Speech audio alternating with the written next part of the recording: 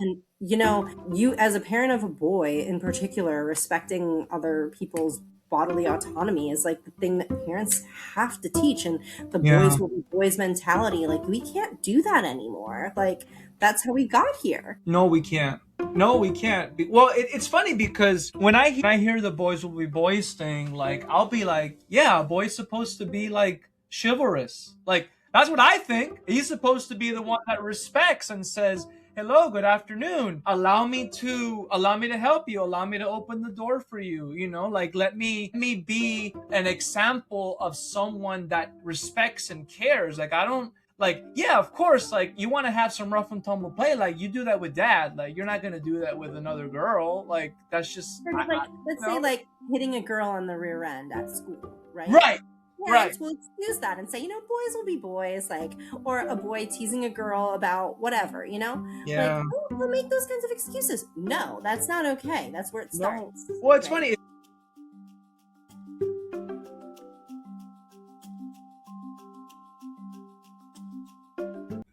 Hey, adventurers, and welcome to the Academy for Adventurers podcast. I'm your host, Mauro.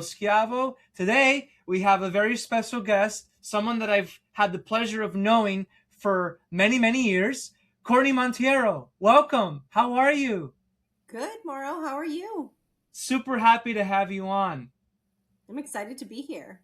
Good, good, good, good. I'm going to go ahead and read your wonderful bio that you sent me. Okay. All righty. So, Courtney Montiero is a family law attorney who has been practicing law for 18 years. Her prior experience as a criminal attorney places her in a unique position to negotiate and litigate domestic violence cases. As a stepmom of 5 kids, family law has been interwoven into her personal life. She understands the dynamics at play here more than most other family law attorneys because she's lived it herself. I think that's a great place to start. How is it having 5 step kids? Well, they're all adults now, so the Okay. hard stuff is over, kind of, Okay. Yeah. But when they were younger, it was a house full. When I first met my husband, we were in a 2-bedroom apartment with 5 kids for 6 weeks of summer, and it was crazy. Wow. Wow. Wow. That's dang. But now, of course, things have calmed down. They've all moved out. They're all kind of starting their own lives. Yeah. Yeah, they're all in college or above now, so yeah. Excellent. One of the main things that I love to have the audience take away from all of our podcasts is I love to I love to allow the guests to kind of explain kind of like what caused you, what caused you to go and embark on this path, this adventure of becoming an attorney and specifically family law. How did that So happen? Well, have always wanted to be an attorney. I was in the 5th grade and I wrote I wanted to go for career day as an attorney. My godfather was an attorney. So it was just kind of like predetermined, it kind of felt like. And I had some experiences through high school and college that kind of continued to guide me in that direction. And I originally wanted to be a criminal defense attorney. I actually started as a criminal defense attorney. I was very interested in criminal cases and I ended up meeting my husband and I had 5 step kids. A lot of my clients had family law issues. I came into our BNI chapter actually as the criminal attorney. I And remember. then my practice started to become more and more family law oriented. And then when COVID happened, quite frankly, I basically started phasing out my criminal practice because criminal judges wanted me in person on a regular basis. And I didn't want to be because I had a small baby and a lot of Mhm. different things like that. So family law has really been more of what I've been focused on ever since because it's more flexible, but I also find that I enjoy it more and I'm able to help my clients more and I have a much better impact on my cases that way. I see. So it sounds like it kind of happened through a mix of circumstances, that were kind of out of our control, like COVID, but also it sounds like it seems like it kind of naturally just bit by bit started going in that direction. So it wasn't like a abrupt change, but you were kind of able to like ease into it and then discover that you actually liked it. Yes, that's exactly right. That's awesome. That's always so cool, because one of the things that I love is to tell people, particularly the younger people, is that there's there's like this whole idea that when you start one thing, like when you graduate college or you start a business or whatever it is, that you have to do that one thing forever. But that's not always the case. Like, you can transition in life, you know? Mm-hmm. Yeah. So I'm glad to hear that the transition was one that ended up, and it sounds like it's going quite well then, huh? Yeah, I mean, it's a much more flexible schedule for me as a mom. So than criminal court was. Criminal trials could go anytime. It kind of rules your life. I have a lot more control over my schedule, which was really the motivating factor, as well as I like the cases better. My clients, I feel like I'm helping them more. It's different. Yeah.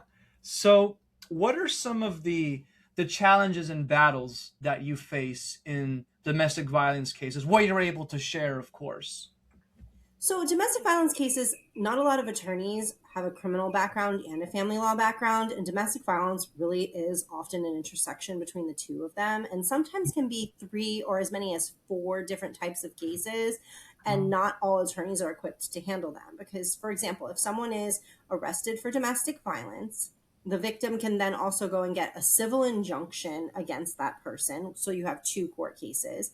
If they're married or have children, then they could file for divorce or a paternity case. So that's three court cases. And if there's dependency or substance abuse or mental health issues, you could end up with a dependency case if DCF gets involved. If it's a serious case where, let's say, somebody held someone at gunpoint, that becomes a dependency case. Or let's say the person that committed the domestic battery has a substance abuse problem, is an alcoholic, right? Then they Hmm. might need to be committed involuntarily for rehab or mental health treatment. There's all kinds of different cases, and not all attorneys are familiar with all of these things. So it's a very delicate situation, especially when you're negotiating cases. So if I represent the person who's accused of domestic violence, I'm often trying to negotiate away the criminal case and play around more with the family case and the civil injunction so they don't have criminal consequences for their actions. If I represent a victim, I also know how to put enough teeth in the orders in the family law case to, like, so you're not dealing with three cases. Nobody wants to be dealing with three cases. It's expensive, it's time consuming, it's not particularly fun to have like your whole life covered by cases, right? Whether you're the victim or you're the defendant or the person who's accused of it. So I try to simplify it and get down to the real issues between the parties, get help for the person that may need it in this situation, whether it's counseling or treatment or whatever, and try to be more solution focused. And not everybody knows how to do that and what Hmm. ways to negotiate to try to help their clients. So it puts me in a unique position. Okay, so a couple questions from that. So, if I understood you correctly, it sounds like if an attorney is not capable of handling all the different elements that can come out of a domestic violence case, it sounds like you may even have to hire more than one attorney if they're not able to. Okay. I have had clients, I had a case maybe a year ago where my client had already paid a ton of money to a criminal attorney. And then I think there was a family law case that was related to it. And they hired me on the family law case. And I negotiated away the criminal case for the criminal attorney that they'd already paid all this money to, because that criminal attorney did not know that Mhm. they could get their case dismissed for their client and do something in the family law case. He had no idea. And then my client was like, why did I pay him all that money? But people don't know what they don't know. Like, they're better off hiring somebody like me that can do all of it and I can bundle the fees and package it in a deal than to hire three different attorneys, because the left hand doesn't know what the right hand is doing. Oftentimes you end up hiring someone like me who's doing the other attorney's job and you paid them for nothing. So yeah, that's absolutely true. So you kind of answered the next question. So it seems like, due to your unique experience and what you bring to the table, you can sometimes even take those three or four cases and maybe bring it down to like two or one. Yes, absolutely, and I've done it. Wow. Would you be able to share an example? Um, I'm trying to think of a more recent situation that actually worked out other than that one that I was just telling you The one that you about. just mentioned, yeah. So I had a case where my client was accused of domestic violence and he got arrested because it was caught on video. And then she filed a civil injunction, and then they had kids together. So I was able to get them to agree to dismiss the criminal case against him, and to proceed with the injunction first. So one case went away. Then I was able to, and so they had an injunction. He couldn't contact her, which is, I think, really what she wanted. Then as time went on, we were able to negotiate to get rid of the injunction, and we put a no contact order in the family court case. And it had some teeth to it. So if you violated it, this is what would happen to you. And like, these are the procedures for picking up and dropping off the children. You're not allowed to get out of your car. This is where you park, those kinds of things to protect the victim, but also to protect my client so he doesn't have the civil injunction and the issues that come with that. Because, landlords can find out about your civil injunction cases. You can't have a firearm when you have an injunction against you. You have to surrender your firearm, Oh, which sometimes is a good thing, but not all clients want to surrender their firearms, and they don't right. want a record of it either. Um, so it's and they can kind of hold it over your head if you have an injunction against you and your ex-wife shows up at your house. Like, what are you supposed to do? So there's some unique situations where it's definitely beneficial to be able to get rid of those things, but not always. Sometimes they represent a victim and they need every protection under the sun for their safety, and so you can't negotiate away those things. Okay. Okay. So, but what's interesting about what you bring to the table is that you're able to do it if needed, and I imagine that probably not only saves a lot of money for your clients, it probably also just shortens the amount of time and the stress and everything that kind of comes with, just Hmm. being involved in a court case. Yep. Yeah. Yeah. Yeah.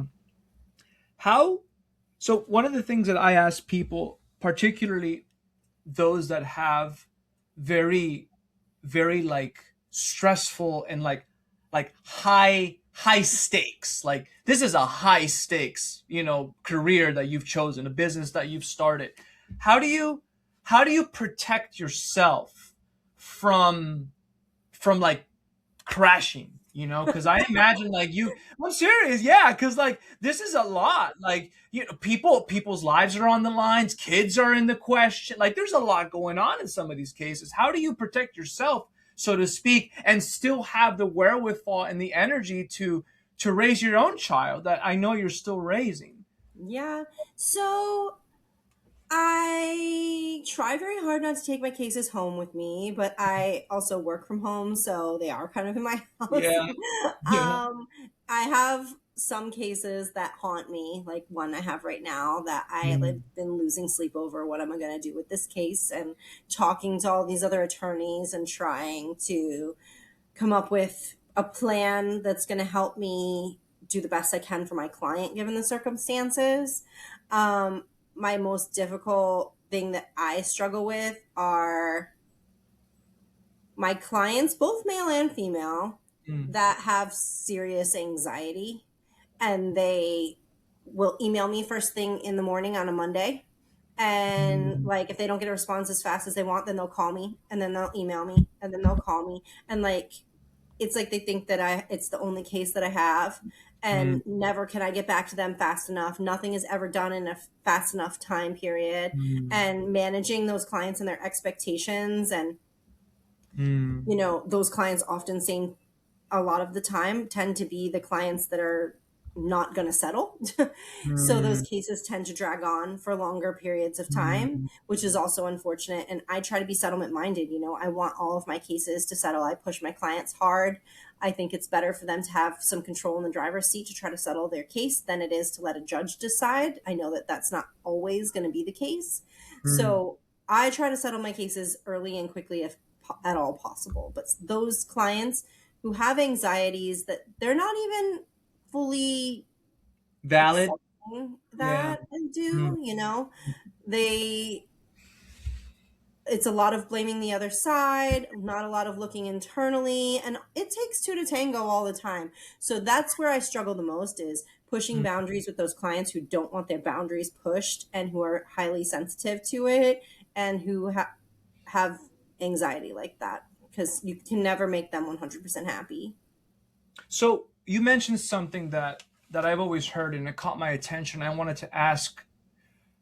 I've heard that in in divorce, there's a lot of people will say that there's always fault on both sides.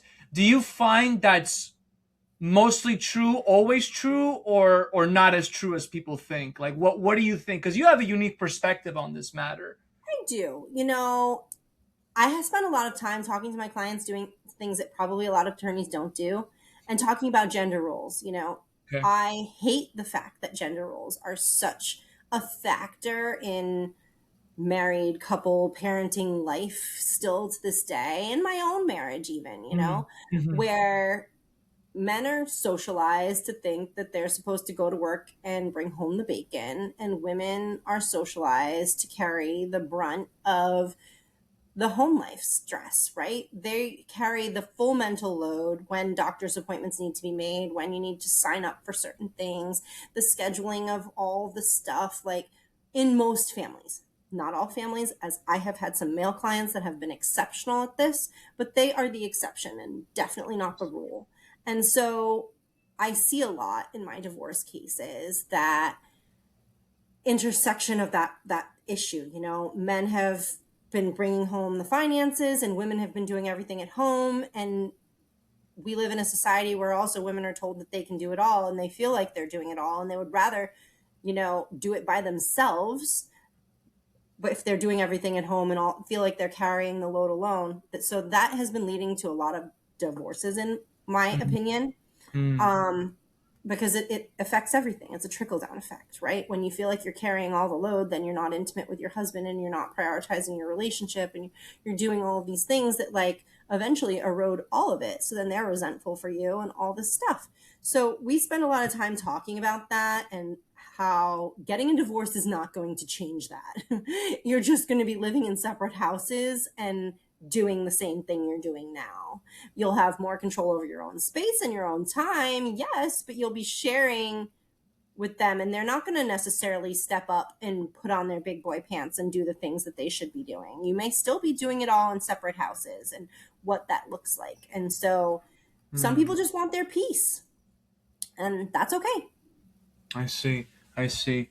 Yeah, a lot of what you're saying resonates with me because, right now I've got a 3 month infant, and we're constantly trying to negotiate and figure out like who does what and when and how, and I want to know your perspective on this, but my perspective has been in as much as you are able, if you can delegate roles to and tasks, if we're getting even more specific, to the person's natural strengths. That's what I think. I try to advocate for that. Because Mm-hmm. if for me, like, I have no problem like changing the kids' diapers 20 times a day, but I really dislike, for example, like having to clean the floor. Is it right? Like, and that's a real example, by the way, because I don't care about changing diapers, but I really like, I try to use a real example.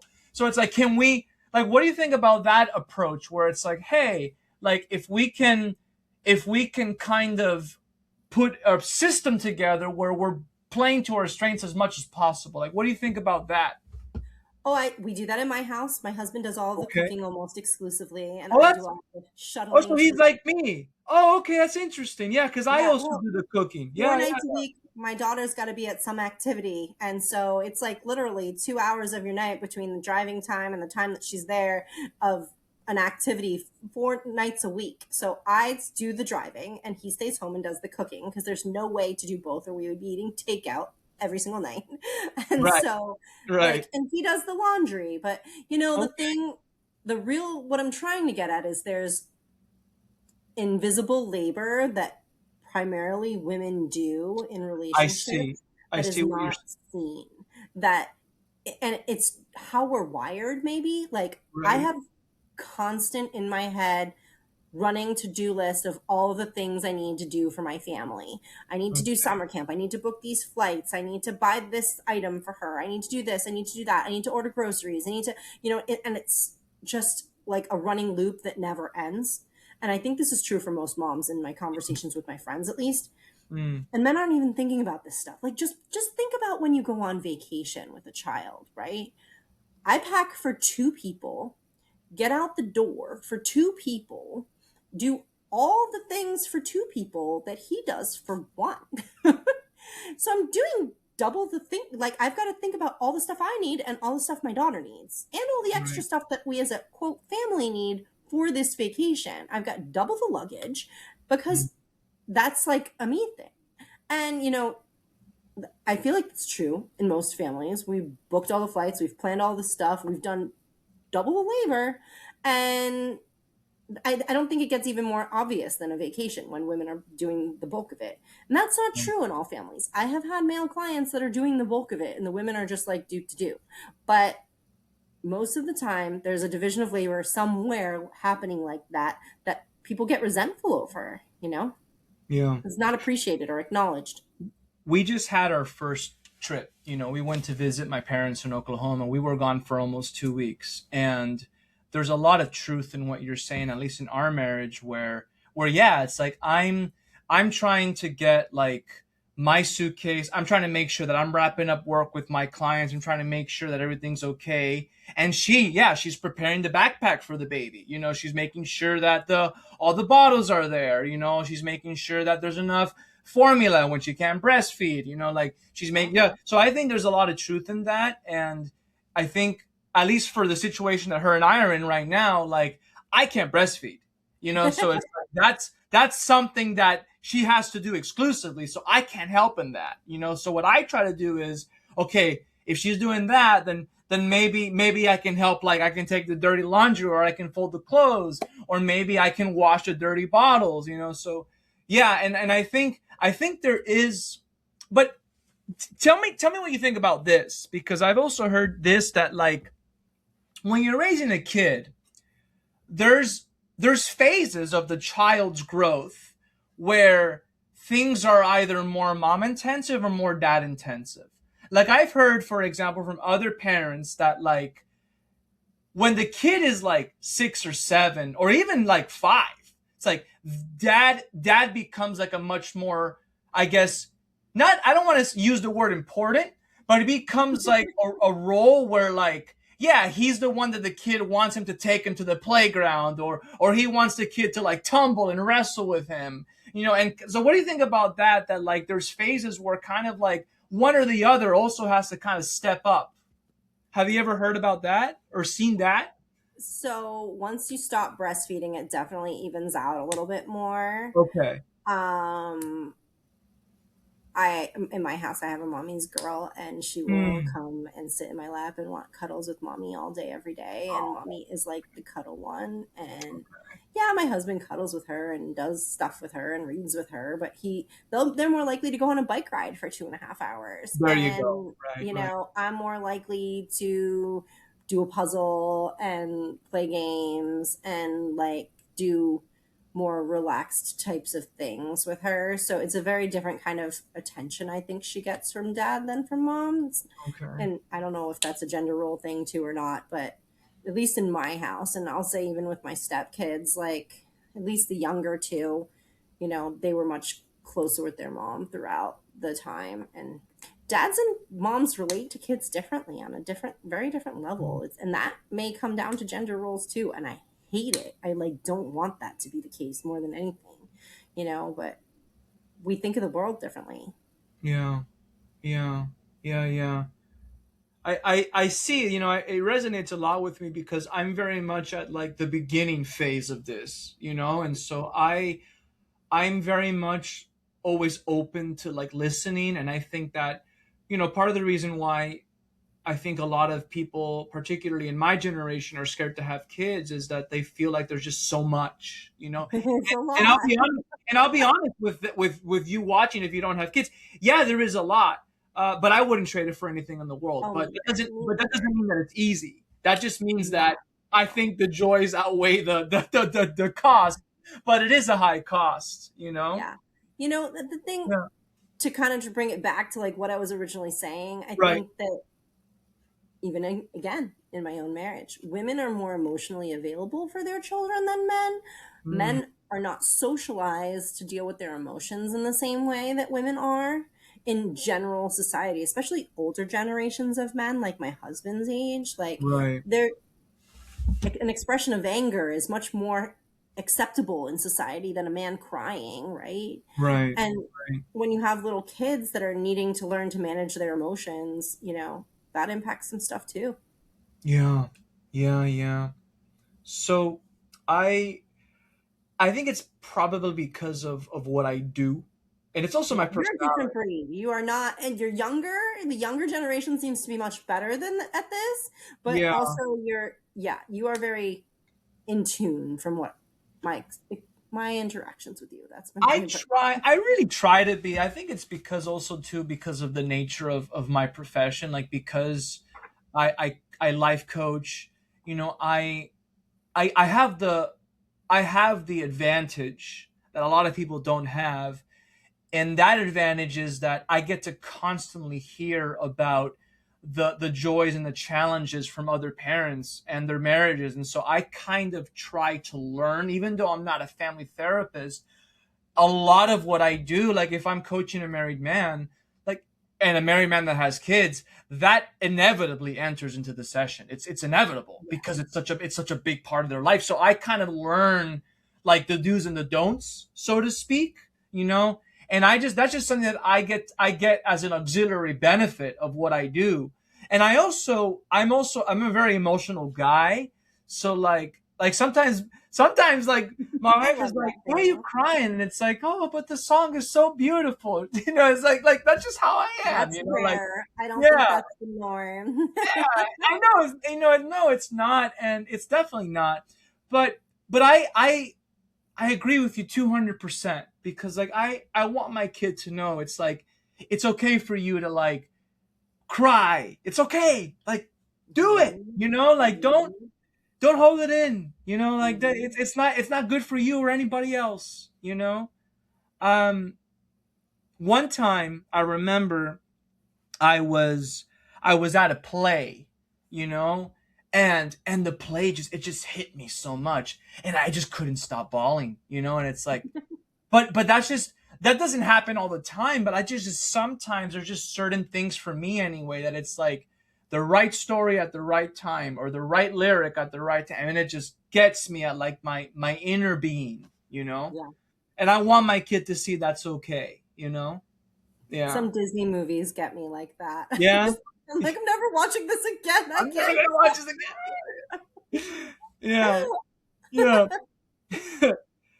I'll So, never see the movie Up again. oh Ever. my There's gosh, sad yeah. The first hysterically in that the movie. first 20 minutes of that film are just yeah, it's a Yeah. lot. It's a It's lot. a It's a lot. lot to go I was through. not Yeah. prepared. Oh my goodness. Yeah. Yeah, yeah. And yeah. Yeah. So, when things so unfortunately, most of the time when you're dealing with your clients, most of the time it's when there's a lot of problems probably going on. And I know that one of the problems that you face is the difficulty and the challenge of having to relocate, deal with relocations, and having to deal with parents that like are at a long distance. You have to kind of help them put together these parenting plans. Like, tell me a little bit about the background of that and kind of the details. So, under Florida law, whenever a parent, not the child, moves more than 50 miles, a petition to relocate has to be filed or they have to reach an agreement regarding that relocation. Okay. And courts hate relocation.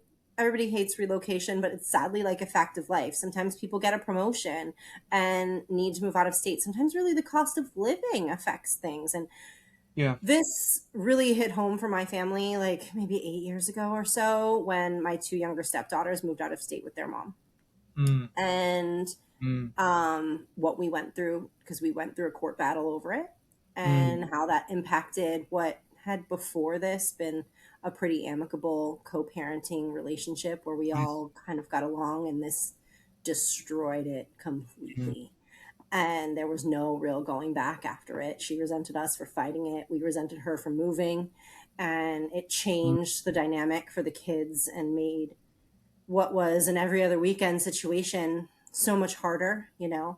So Mm. I also know what it does to the kids. They don't like getting on an airplane once a month to come see family. Like, we had one of the most aggressive schedules for out of state travel because they moved to Tennessee, than that I've ever done.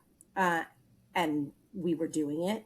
You know, someone was paying for a flight, one for the kids to come here or us to go there, once a month. And we It's had expensive. half of summer, and we got as much time as we possibly could. But as kids get older, they get jobs, they get lives, they're on dance teams, they're doing things that, make it impossible to have that kind of a schedule. And when one parent is primary parent and you're seeing the other parent, like, even at once a month, you're very disconnected. It's impossible to show up for all the things that you would want to if you were driving distance away, and how much that changes a co-parenting dynamic. I have a case right now where dad Mm. up and moved out of state. I have a couple of them, and mom is mad.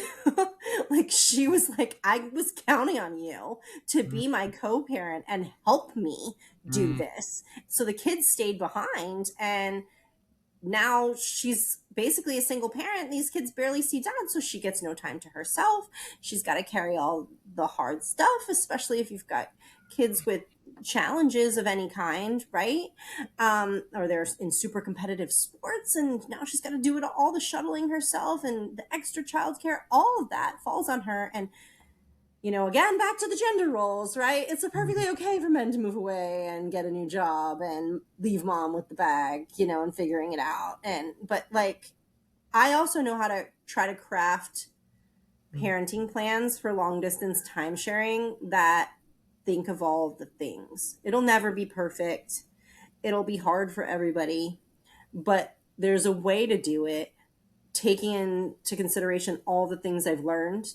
It's always better for the parent who doesn't have the kids the majority of the time, who's the one that needs to be visiting, to be in charge of booking the flights. Mm. It's better for them to be in charge of paying for the flights and to get a credit in their child support calculations for doing that. You want to move away with the kids, you pay for the flights, you have control over the booking and the scheduling. And if you're not doing it, you're not getting your time, right?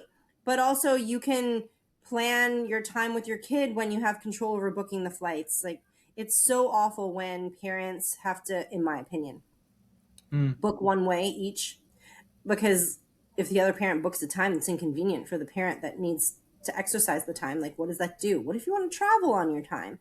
There's a lot of considerations that, and even if you're booking the flight, you can also use that money towards you going there instead, which is beneficial for the kids. Like, if mom's or dad's being left behind and the kids are moving to Tennessee, it's much better for him to go visit those kids in Tennessee than to bring the kids to Florida, if he can do it, right? So you can have the option of how you're going to use that money if that's the case. And that's what I would always recommend. When my older stepdaughter moved out of state, that's what we did.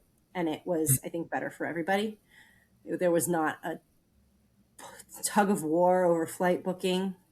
So we learned a lot of things. So there's just some nuances in long distance parenting plans that not every lawyer who hasn't lived it will understand, especially about the travel components of it, that need to really be hammered out. You can't just think lightly of it, because it will be a mess. And you've got a kid getting on flights that you got to think about and do the research on what the flights look like and all of that stuff. So relocations are something that I really like helping my clients work through, because I can get creative with the parenting plans and come up with unique time sharing schedules and unique suggestions that not all attorneys would consider. I can also imagine that people, if the parenting plans are not structured properly and they're not taking into consideration myriad factors and several of the examples that you mentioned, that people will kind of use they'll use that agreement as leverage against the other person. I can imagine a situation where it's like, yeah, it's like if they've got all the marbles, so to speak, they're kind of controlling, and they're going to use it against you, so to speak, if they're spiteful about it. Yeah. It is definitely the case it can happen and it does happen. And that's the thing that people don't understand about parenting plans. At the end of the day, they're a piece of paper, they're a guideline. People are supposed to follow them. Some people basically wipe their butts with it and say they don't care and do whatever the heck they want anyway. I have a Hmm. case right now where dad's interpreting it one way, mom's interpreting it another way. And I know what was intended when we drafted it, but like, didn't seem ambiguous to me, but apparently it is because these two are completely interpreting it different ways. How is that possible, right? How do you be any more clear? You can never write a clear enough agreement is the ultimate conclusion that I've come to, but you can try to put examples in there to make it clear what's intended and do that as much as possible. But yeah, it's a battlefield. I can also imagine too, Courtney, like let's say someone is like blatantly disregarding and not following the parenting plan at all. I can imagine if the other person knows, it's like, this guy's not going to be able to afford taking me to court anyway, so I'm going to go ahead and do whatever I want, because he probably can't even pay to contest this. Does that happen? Or maybe uh, that example is not valid. I don't know. Because Yes what do you do? and no. I see more situations where dads don't exercise the time that they're supposed to have. I Okay. see that a lot. Okay. Um, I see a lot of contentiousness in domestic violence cases and a lot of back and forth and conflict over things. Um, the sad thing about family court cases is that the parent with less time seems to be more focused on the time, and the parent with the kid the majority of the time tends to be more focused on like what's best for the kid because they see their own kid's perspective. Now kids are absolutely shaped by the primary parent's Mm, opinions. Like, I'll mm, say something out loud about something, and like the next day my daughter will repeat it like it's the gospel, and I'll be like, I'm sorry, what? Like, that wasn't really intended. I wasn't trying to put my belief about something or my thought about something on her, but she definitely absorbed it because she I heard see. it, right? Right, right, right, right, So right, right, through osmosis, not necessarily intentionally are parents brainwashing their kids, but right.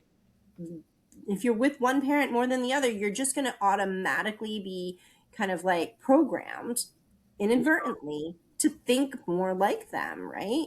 And what does that do to the relationship with the other parent? The other parent thinks that the other parent's brainwashing them. That happens a Mm, lot, a lot, a lot. I don't necessarily see people intentionally engaging in things, but I see one parent focused on what's best for the kids and the other parent focused on like what's fair and my time. I see. And Yeah. when you're defining it as my time and not the kids' time, you're fighting two different battles. Like, you're in two different playing fields completely, right?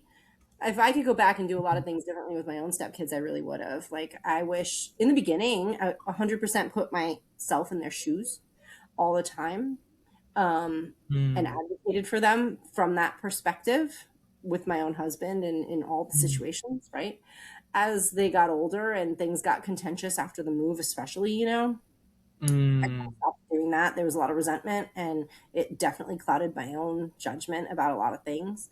What, we mm. thought was best for the kids was different than what the kids wanted or their mom thought was what was best for them, and it caused a lot of conflict, not intentionally. Yeah. We weren't intentionally trying to be jerks about anything. We were just trying to, show up for them in the way that we thought was best at the time. Yeah. Coulda, woulda. Sometimes I look back and I'm like, I would have done a lot of things differently, but you don't know until you don't know. So I try to come at my clients from that perspective too. Oh, yeah. Well, it's very courageous for you to say that, and I noticed something very interesting about myself that I'll share here is that when Mauro was born, I I subconsciously became a little bit more like my father. It was very interesting. I noticed it. I became more like him because it's like my brain is like, okay, now you got to be dad mode, So I'm searching through, like, probably subconsciously, I'm searching through my memory banks. Okay, what did dad do here? How did he handle that? And I'm still me. We have very different personalities, but I noticed I changed. because it's like, okay, I'm going based off of the example of what I remember was appropriate, or like how I saw things unfold. I thought that was very interesting, you know. It is Yeah, interesting. I spent a lot of time reflecting on my childhood as a mom, yeah, you yeah. know, all the time.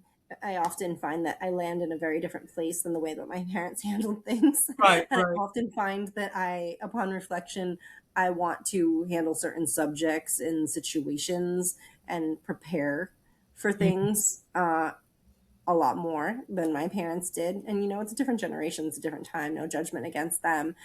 And a lot of the things that I do, everybody thinks are crazy. Like, this There's is also true. different challenges now too. I mean, just the whole advent of social media and the cell phone, that's a challenge that just wasn't there before. You know, it's a Yeah. very different Even world. things like sexual abuse and grooming and talking about your body parts. Right, And like, I am like crazy about it. And my daughter knows all the correct terms for her body, knows how to say no, knows about her personal space. And she doesn't have to give somebody a hug if she doesn't want to. Like, all that stuff have been taboo 20 something years ago, right? Like, right. when we were younger.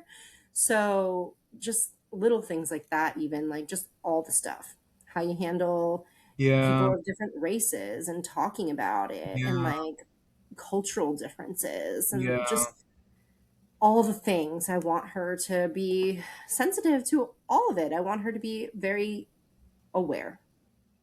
yeah. We're very big on physical safety. You know, unfortunately, because of some things that have happened to me and just some things that my wife saw in her home country, and quite frankly a lot of the things that happen here in the US as well. Like we, you know, Miami is like number 5 in sex trafficking, you know, in the US. So it's like things happen in our Hmm. backyard and we don't even know it, you know. Hmm. So it Even just to go I out and take the mail, like, I fear that an Amazon driver is going to snatch my kid and I'll never see her again. and Like, it's terrible, but then you see that's right, and it's terrible to have to, it's terrible to have to think like that and feel like that, but I feel like unfortunately it's kind of necessary, you know. yeah.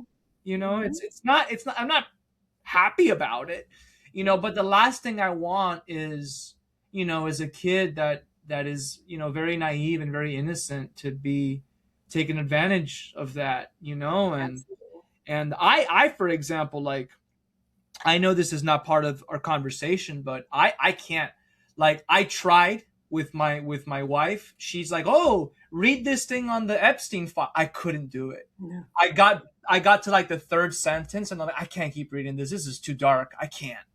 Like, I Yeah. can't. Cuz like now it's like it's not just a theory for me. Now I have a kid. So it's like if I read something or I expose myself to something, the first thing I naturally do is I imagine my kid in that situation. It's like I can't do it. Yeah. Yeah. But also, you have a boy, right? So you got to teach your boy to respect girls' boundaries and things as he gets older. Did you hear about the case? There's a case in Miami right now where 3 teenage boys are accused of raping a 12-year-old girl and putting like rocks in her mouth. Oh my And god. they're kids too, It's just Yeah. the whole Yeah. fact of the case is just heartbreaking for all of them. Like, where did these kids, they're innocent until proven guilty, absolutely. But assuming if it were true, where did they learn this? How do they learn Like, that? Where did that come from? where, Yeah. yeah. And, you as a parent of a boy in particular, respecting other people's bodily autonomy is like the thing that parents have to teach. And the Yeah. boys will be boys mentality. Like, we can't do that anymore. Like, No. that's how we got here. No, we can't. No, we can't. Well, it's funny because when when I hear the boys will be boys thing, like I'll be like, yeah, a boy's supposed to be like chivalrous. Like that's what I think. He's supposed to be the one that respects and says, "Hello, good afternoon. Allow me to help you. Allow me to open the door for you. You know, like let me be an example of someone that respects and cares. Like I don't, like, yeah, of course, like you want to have some rough and tumble play, like you do that with dad, like you're not going to do that with another girl, like that's just Or like, you let's say know. like hitting a girl on the rear end at school, right? Right, right. Parents will excuse that and say, boys will be boys, like, or a boy teasing a girl about whatever, like, Yeah. oh, they'll make those kinds of excuses. No, that's not okay. That's where it No. starts, Well, it's funny. right? If anything, for me, I see that as even worse. You know, because it's like the male in in my opinion, and a lot of that is formed by my faith, it's like the male is supposed to be the safeguard, you know? So it's like I remember I read this fairy tale. Actually, well, it's a very well-known fairy tale. The original Snow White, you know? I'm not talking about the Disney one. You know, in the original Snow White, the dwarves actually were like they weren't silly. Like they were actually like good guys. Like Hmm. I read an interpretation that I thought was very interesting that apparently the dwarves are supposed to symbolize like the average man. You know, they're not the prince, but even an average guy is supposed to like look out for your well-being. You know, like, even though he's not indebted to you or he's not romantically interested, the concept of the dwarves apparently was supposed to symbolize how you should be able to trust a guy, that he won't take advantage of you, that he won't do things to you, that he can just be your friend. Basically, Yeah. is what that's supposed to be. I know that's not shown in the Disney in the Disney movie version, but I thought that was very interesting. You Hmm. know, I've yeah, never read that. That's yeah, interesting. yeah. It's the original Brothers Grimm version apparently had a more like yeah, and even in Disney, yeah, they show the guys, the dwarves, they go mine, they come back, they do their song, but apparently they're just supposed to be like your average Joe Schmo that like yeah, like even an average Joe Schmo is supposed to like take care of you. Like if you get because like in the original fairy tale, Snow White gets poisoned 3 different times. She gets visited What? by the witch 3 times, not just once. I didn't know that. So she gets right. So the first visit, the witch gives her a comb. You know, Oh. the second visit, and basically the I comb was think like, I might have heard this before. I don't know check this where. out. It's very Okay. interesting. And I promise we'll get off this tangent. But the first comb was apparently laced with the poison so that it would Hmm. seep into her scalp. And then the dwarves came back and they found her on the floor and they were able to resuscitate her. The second time they were able to like nurse her back to health. The second time the witch visits, she gives her a corset and basically like chokes her, like Uses tries her, to yeah. like squeeze it so tight that she suffocates. The dwarves are able to like take it off, you know, and kind of like Huh. nurse her back to health again. Then the third time is With when the the poison apple. apple comes. And it's like Hmm. at that point, that poison apple, it was too much. What that part is supposed to symbolize is that the poison apple was too much for the average guy. It needed like a man of like extraordinary virtue, hence the Hmm. prince. And that's when the prince comes, gives her the kiss of life, and then she comes back. So that's the original story of Snow White, which I thought was very very symbolic. I thought it was very cool, you know. So like Good to that's know. why I'll when have I to check it hear, out. go ahead. I'll have to check it out. Check it out. That's why when I hear things like, oh, to use your example, like a boy slapped a girl in the butt, it's like, no, that's not what boys should do. If anything, they should be the one that like stops someone's hand from like reaching her butt, you Yeah. know? So Mm-hmm. yeah, I don't think that's an excuse at all, you know, but Yeah. unfortunately it happens. And I guess the response to that is raise your kids in a way that is befitting, I suppose, to the best of your ability. Yeah. Yeah. Mm-hmm. So the one of the other things I know that you specialize in that you talk about quite a bit is uncontested divorces. Can you tell me first and foremost what is an uncontested divorce? How does it differ from some of the other divorce cases that you deal with, and why are they better?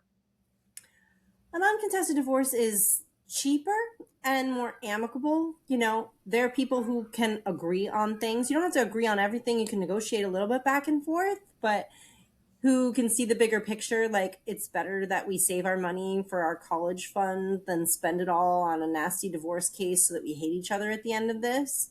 So, I love when people come to me and they say, we want to keep it amicable. I'm like, okay, that's how I want it to be too. Because not all attorneys want that. You know, some attorneys acknowledge that the more nasty a case gets, the more money they make. Like, I once had a friend who hired a lawyer who shall remain nameless, Okay. and in 6 months spent $30,000 in legal fees. In 6 months, my God. Yes, yes, on a paternity case that Mm. should never have gone off the rails like this. The amount of money these lawyers made in such a short period of time. I said, forget this nonsense. Hire me, charged her a nominal fee. Let's go to mediation. We settled the case within a day and Wow. everybody went home. You know, You're kidding. that's how it should be, right? That's Wow. how it should have been from the get go. But there are attorneys that will take advantage of your emotions and your like not knowing what you don't know kind of a situation. And some people think that like a pit bull attorney is what I need. And I always tell everybody, if you want a pit bull, go hire somebody else because yes, I can be a pit bull in court when I absolutely need to When you be. need to But be. I don't want to be like you shouldn't Yeah. want that either. Like you, if you're looking for a fight, you're going to spend tens of thousands of dollars for what? To hate each other even more than you already do, instead of focusing on the big picture. And you know, some people just can never get past that, Yeah. and those are the most expensive cases. And I don't like when I end a case that costs that kind of money. I don't Mm. feel like anybody won, you know, because I know that those people are going to be back in court over and over and over again. This reminds me of something that you mentioned earlier when you were talking about the parenting plan and parents referring to their time as opposed to the kids' time. Yeah. So it's like the parent that wants to stick it. It's like they want to prove a point because they feel that they were cheated, they felt that they were taken advantage of, so they want to fight because it's like it's they're putting they want the satisfaction, I suppose, of like having someone like, yeah, like I want my attorney to like stick it to them. Do you see that happen sometimes? Um, so kind of, not really all that. It's not always about sticking it to them. It's a lot of people react out of anger to different things. You know, they Mm, feel like they're being controlled by the other parent. okay. I don't really think that's necessarily what's happening. You know, have strong feelings, Mm, and some people just get in their own way, and it's unfortunate. yeah. Yeah. How I have a as I mentioned before, the coaching gives me a unique perspective on many of life's challenges. But I imagine that this one I know it gives you a very unique perspective and also an angle. How have you, as a woman, as a mother, as a daughter, as a friend, all the roles or all the hats you wear, how has your career, how have you grown? Like, what have you learned from this? Because I imagine you must have learned very interesting things. It's a very interesting question. Yeah. I'm not sure I've got a good answer. No? You know, I try not to be like the most difficult clients or opposing parties.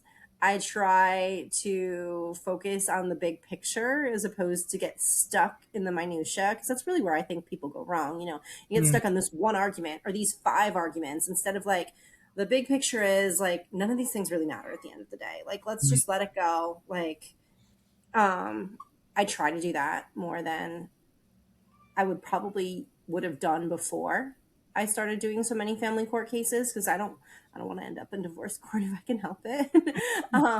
And so I try to just see the big picture and be focused on that. And I think if other people did that, maybe they would get it a little more. And I sometimes wonder too, like, you're in this hypothetical example that, we have this one parent that's like focusing so much on this minute issue.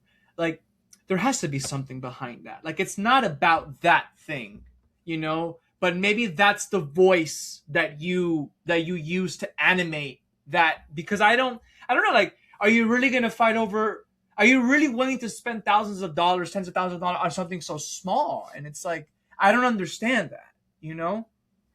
It's always about something bigger. Sometimes it's about control. That Mm, is a very real situation. Everybody wants to be in control of their own life, right? And you being in control directly conflicts with the fact that you have to co-parent with somebody else who also wants to be in control, right?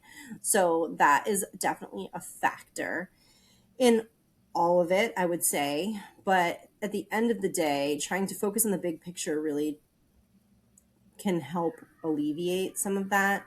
There will always be hostile people on the other side. I have some cases where the other side of my case is just never going to back down. They're going to end up in litigation forever.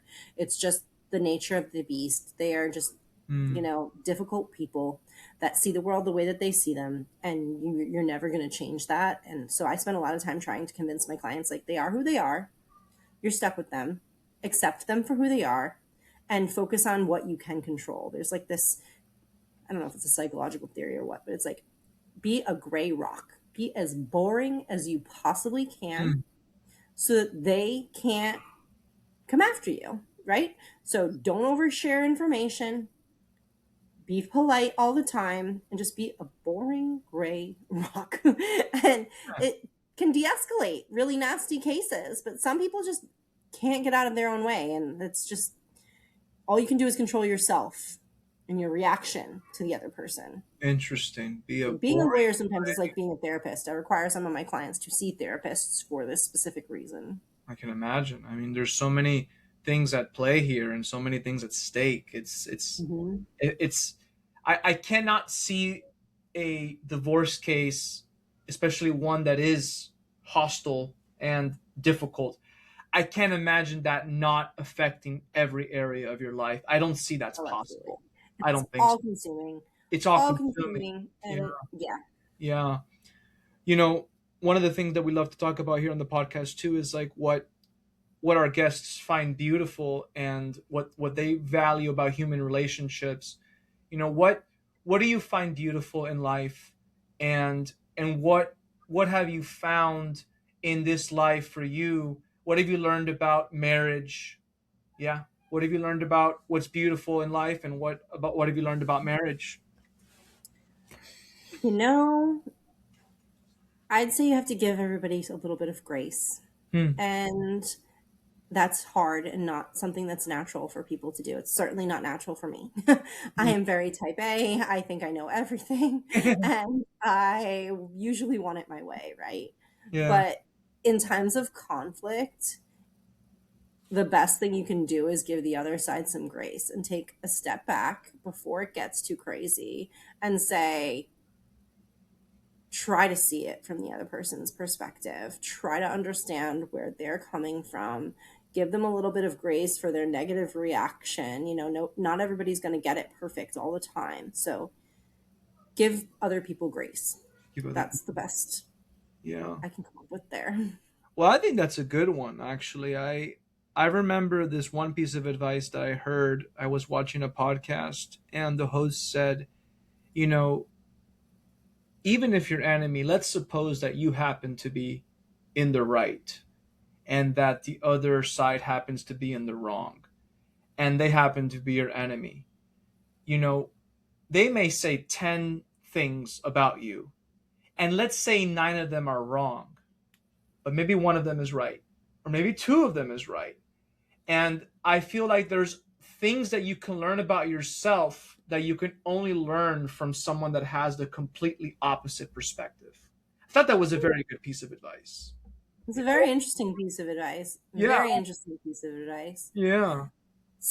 A book that I read, a little bit off topic, is called The Empowerment Dynamic. It's The Power of Ted. I often recommend it to my clients. And basically, it's like we're all on this triangle in life. You're either a rescuer, a victim, or a persecutor, and you can move from one thing to another. And depending on like what your nature is and how you respond to certain conflicts, you could become like, I'm by nature a rescuer. I want to fix all the problems, Uh, right? There are people who are persecutors who are like angry and designed to attack, but when they're attacked, they become the victim, they and become sometimes like, and the book basically talks about the interplay of these three roles and how, and it's so prevalent in family law conflict for sure, you know. So I talk to my clients about it all the time. I tell them all to read it. It will help you better understand the other person. They are stuck in their victim mentality, and you can't help them out of it. They're stuck there, but this book might help you understand how to better interact with them, or they're stuck in their persecutor mentality and they can't get out of it, but this may help you understand how to better interact with them. So That's an interesting concept that I learned about that I try to take with me into all of my cases. Dang, Courtney, that's so fascinating. I love that you Highly mentioned that. recommend it. You should read it. We should have Yeah, another podcast I about think just I think that's that. yeah, that's so cool. Yeah, and I think that's the reason why we have these idioms. We'll say, "Oh, like you can dish it, but you can't take it," right? Like there's people that yeah, they can be the bully, but the second they're bullied, it's like they become like the weak and Mhm. helpless. It's very interesting. Yeah, that I'm interested in all things psychological, so that Me definitely too. is something fascinating to me. You know, Man, this flew by. This is fantastic. How can people get in touch with you? How can they learn more about you and what you offer? So the best way to reach me is through my office phone number, the 954-947-2848. They'll get my office receptionists and they'll take a message and I'll call them back. I offer free consults that are like 15 to 20 minutes to kind of feel each other out, make sure that we're a good fit, because some Mm, attorneys will charge you for a full hour of their time and then decide you're not a good fit for them. And I'm like, that's a waste of your money. It's a waste of my time, quite frankly, for that to happen. And you can also email me at Courtney, Courtney, at MontieroLaw.com. Montiero is spelled as it is on the screen, and then the mhm. word LAW.com. If you want to email me directly and you have any questions, I'm happy to answer. I love talking to people, it's always beneficial for everyone. Fantastic. I'm going to have all of her information available in the video description. That way you can check out her website, her social media pages, everything that she has available, and we'll also put a copy of the phone number as well there in the video description. Courtney, you have any final thoughts? Anything we like to share that we haven't covered that you'd like to cover? No, just thank you so much for having me on here. I wish I had done this sooner. This was such a great experience. I've never done a podcast before. Well, look, we can have you come back on. We'd love to have you. We've already had a couple repeat guests, and sometimes what that allows us to do is that allows us to go deeper into like specific things, and I find that there's I love this. So if you're willing to come back, we're more than willing to have you. We'd love to have you Absolutely, come would back. love to. Oh, fantastic. And well, adventurers, you saw it here first. Courtney Montiero's first ever podcast. Courtney and I have had so many conversations off air. Like I said in the beginning, we've known each other for years. I can vouch for her personally. I never, never, never hope to use her services, but obviously, there's very few people that I would recommend in this type of work, but she's one of them. So yeah, Courtney, thank you so much for coming on. It was a pleasure having you. Same here, Mauro. Thank you for having me. Fantastic. Alrighty, adventurers. Remember, like, comment, subscribe, do all the things. Check out Courtney and her work. You won't regret it. And we'll see you next time. Remember, you're the hero of your own story, and every step of your life is an adventure. Don't you forget it. Take care, everyone. Thank you, Courtney. Bye bye. Thank you, Mauro.